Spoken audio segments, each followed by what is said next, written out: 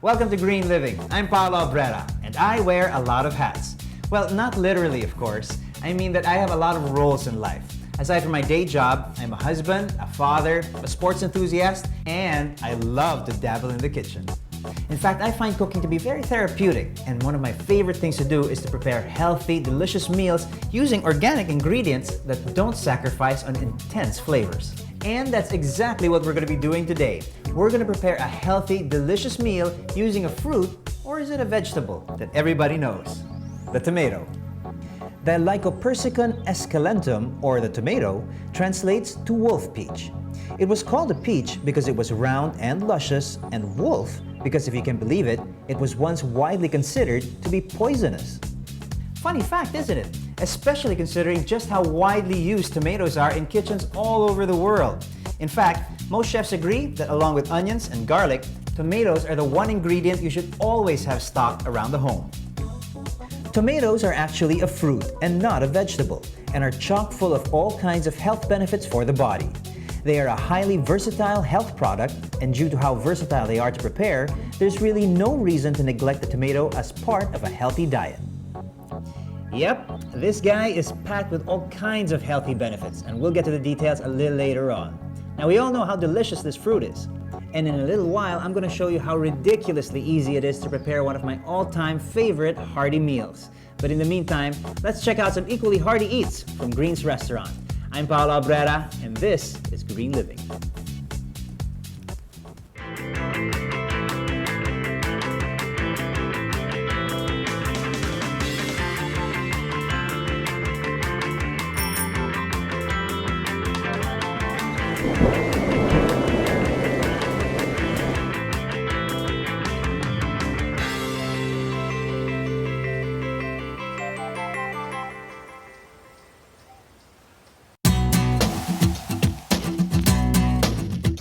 There's a trend today that greatly values restaurant-style food.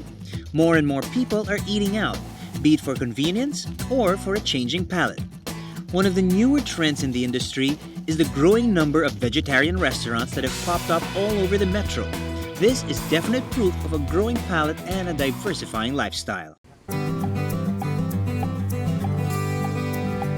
One of the first vegetarian restaurants to appear around 11 years ago is a quaint little place in Quezon City, Green's Restaurant. My name is Jonathan Duran. I'm the marketing manager of Green's. Green's Restaurant is a 100% lacto-vegetarian restaurant. We have an international vegetarian cuisine.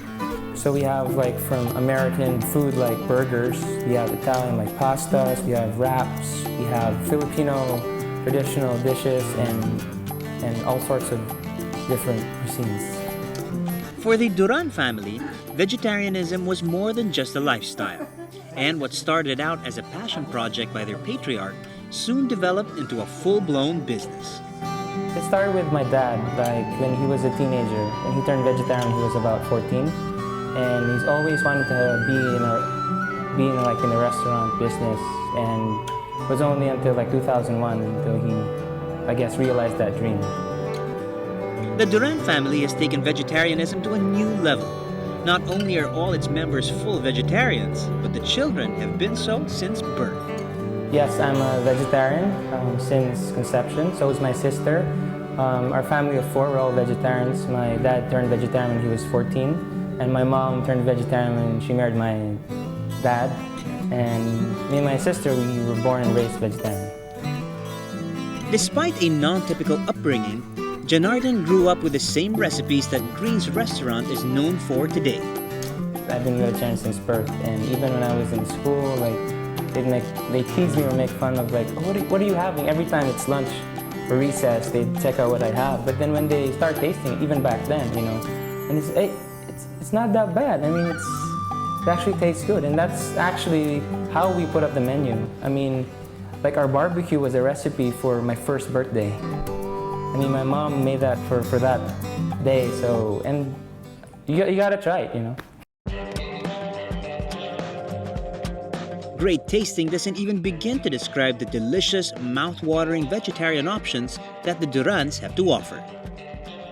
The veggies wrap has a variety of vegetables inside. You have zucchini, onions, and some leafy greens. We have bell peppers, and you can opt to have cheese or without cheese for vegans. And it's wrapped in a whole wheat wrapper. The greens house salad is composed of leafy greens, arugula, pineapple, cucumber, black olives, corn, and the dressing is honey mustard. Okay, our escabeche has that fishy taste from the seaweed. It's soybean curd wrapped in seaweed, wrapped in another layer of bean curd. And we have a sweet and sour sauce. Our sisig, bestseller, is mostly made of gluten and some Japanese tofu. You can have onions or without onions. Our kebabs has mushrooms, green bell peppers, our vegetarian barbecue, our tofu, our zucchini, and onions. Deliciously homey recipes such as these lie at the heart of Green's restaurant. The restaurant represents an ideal that the Durans fiercely believe in and have shared with a growing clientele. I think Greens has that loyal customer base because of it's different factors. Like there's of course the ambiance. We go in here, it's very relaxing, and the food, even the music, from the type of music we play, and number one would be the food, and maybe second would be the personal touch. I mean, our family is like really involved here. It's not just we're not in it really just for money. It's an advocacy. So my parents especially are really involved in talking to people.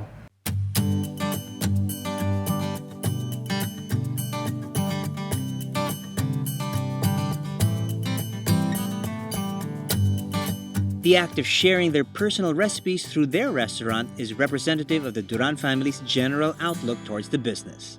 A homey, personal touch. We love this business because it's so personal. I mean, it's not you come here and buy our stuff and then we sell it to you. It's really, we're developing relationships with the people we deal with. And we've had customers from, like, they were kids. They started coming here, they were kids, and now they're like in high school, or some are like, college, and now they have like kids. So we know these people. It's not just, nameless faces, We know the people who come here and they know us. So that's part of the charm of our restaurant, I guess. And charm is the perfect way to describe this picturesque little restaurant. With personal touches in the decor, the warmth of the food, and the pleasantries of the company, you slowly get to realize one thing, that being home isn't just an adjective to describe it. Green's Resto actually is the home of the Duran family. When you come in, you get this homey ambiance, and the reason is because it is actually our home. You actually go in, it's our garage, you walk up, and it's our garden, and you open our front door, and it's really our house. So it's literally like a homey atmosphere because we actually live practically next to it. Diners today may be looking for restaurant-style cuisine, but there will always be a soft spot for home-style cooking. At Green's Restaurant, that's just what you get. Delicious food cooked with a passionate touch.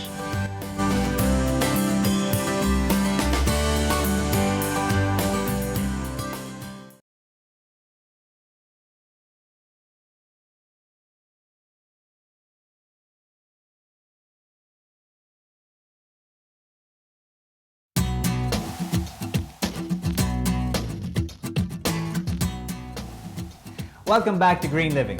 Today we're going to learn how to make a homey, hearty recipe using the amazing tomato. Now we say it's amazing because, well, it really is. It's packed with nutrients and health benefits like lycopene. One of the best known benefits of eating tomatoes is its lycopene content.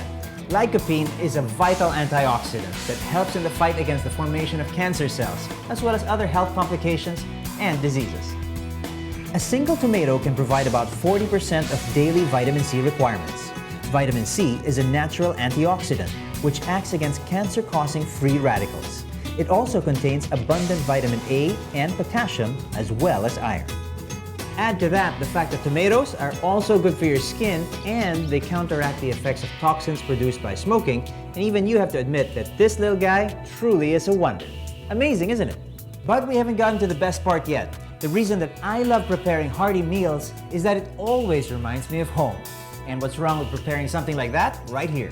Today we're going to be preparing a staple, creamy tomato basil soup made from scratch. Ooh, my mouth is watering just thinking about it. We'll get to that recipe in just a bit, but in the meantime, let's meet somebody who has taken her passion for running a notch higher.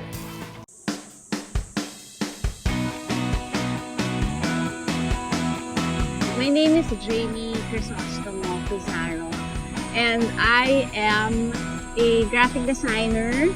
I'm a US certified baby sign language instructor. I'm a blogger, and I'm also the editor-in-chief of the Bull Runner magazine. And I'm a mom to 2 kids and a wife. The start was I walked, and then it became walk-run. And then you eventually run more than you walk until like 2 months after I could run for 30 minutes straight. So that for me was a big achievement. I joined my first race in March 2007, the Pinayan Action Race. It was a 5K race, and I was so worried that I'd come in last or that I'd suffer and not reach the finish line. The typical anxieties of a beginner. But once I did cross the finish line, I told my husband I'm completely in love with this whole thing. When I signed up, I liked the fact that I was moving out of my comfort zone and I was scaring myself, going into a territory that was unknown.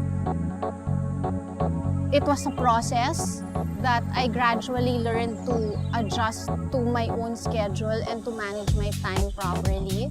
If like I needed to do something with the kids, then the thing is I would just wake up earlier to run.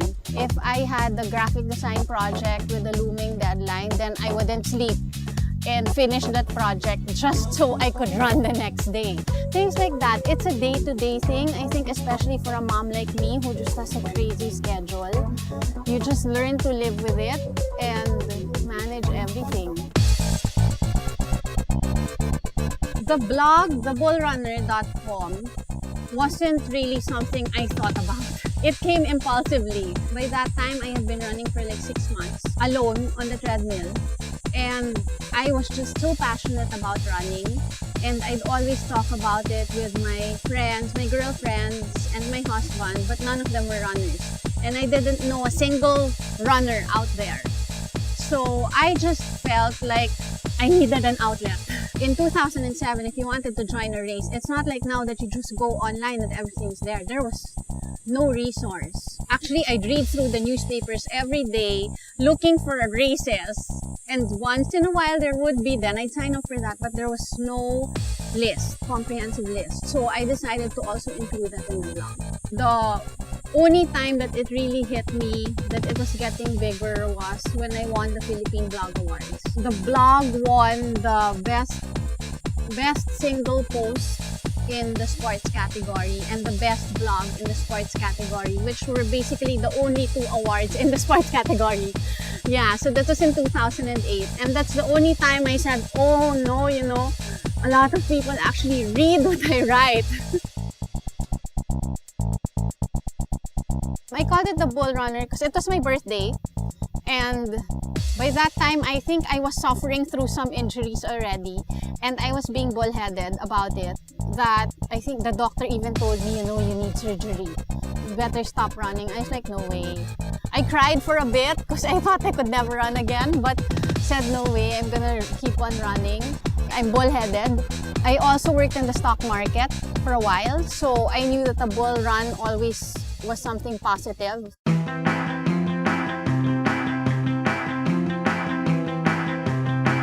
The magazine, again, wasn't really something that I sat down and wrote a business plan about. I think that's the thing with me. Most of what I set up really come from my passion. I'm a graphic designer that used to specialize in newsletters. So it came naturally, I guess. The blog was there. Most of my friends were in the running community. Even the suppliers, the stores, the running stores, I knew everyone there. It was like 1 week. And I just said, you know, I think I'll make a magazine because I can do it all on my own. And so I did. So I launched in 2008 the Bull Runner magazine, so same name as the blog. It's fun because it doesn't feel like work. The blog and the magazine, down to the shoots, our photographers are runner, our writers are all runners, our printer was even a runner. So you know, it's all of my friends just working together for the love of running. So the story of the Bull Runner Dream Marathon started when I crossed the finish line of my first marathon. It was such a positive experience. When I crossed the finish line, I literally felt like I was changed. Because suddenly I thought, wow, if I survive that, I can do anything in my life. It's like everything else is easy. Jim Lafferty was the key person because he was the one who told me, why don't you create your own race? And I was first hesitant. I was like, no way, it's too difficult. He said, no, let's do it. We said we're gonna create a marathon, especially for first-time marathoners, because we want to give them the ideal first marathon experience. Because when you cross the finish line of your first marathon, it's like one of the most memorable moments of your life. My condition was that everyone there has to be positive. Everyone has to be cheerful. There should be no mayabang, intimidating runners who will say that I run farther than you and I can do better. So another thing that makes the Bull Runner Dream Marathon different is that we have a 22-week training program. We have run clinics which are called bull sessions, and we have bull circles, which are the running talks. Our goal is not really for speed, but we go through a program which is a run-walk program. So it's for beginners. We teach you intervals so that you reach the finish line feeling strong and feeling still like you have energy. We give you all those training for free. Before a run, really, I just go out and run. I start out the first 1 or 2 kilometers running easy, so it's like a light jog. That's the warm-up already. A lot of people think that you're supposed to stretch before you exercise, but the truth is you're not supposed to stretch cold muscles. So it's advised that you warm up by light jogging or walking, and then you run, and then after, when your muscles are warmed up, that's when you stretch. Yes, it's possible to fit something as great as running, as big as running into your life. Hey, if it's not running, it could be some other thing, but you can have your passion and give 100% into your passion and still be there for your career and your family and for all your other responsibilities in life. It changed my life, upside down. It changed me. I think before running, my life was pretty simple. I was just at home, taking care of the kids. I had graphic design there. And I was happy, but I think now I'm a lot stronger mentally, a lot more positive about life, a lot more adventurous. Now I think there's so much out there to experience and to conquer and to achieve.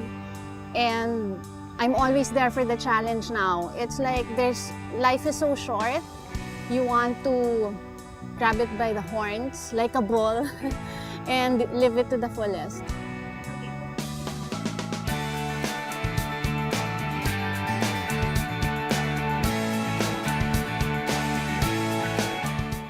Welcome back to Green Living. Are you guys ready to make some tomato soup? I know I am. So let's just dive straight in.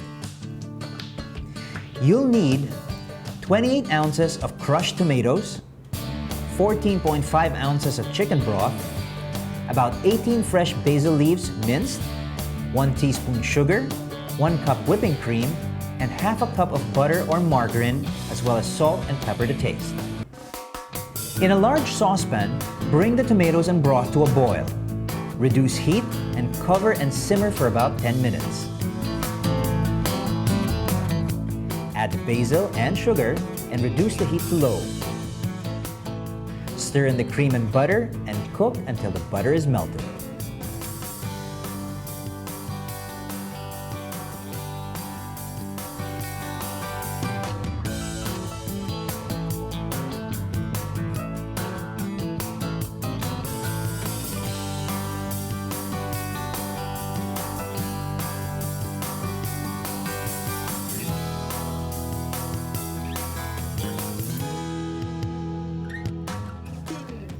See, now wasn't that easy? An instant hearty gourmet meal.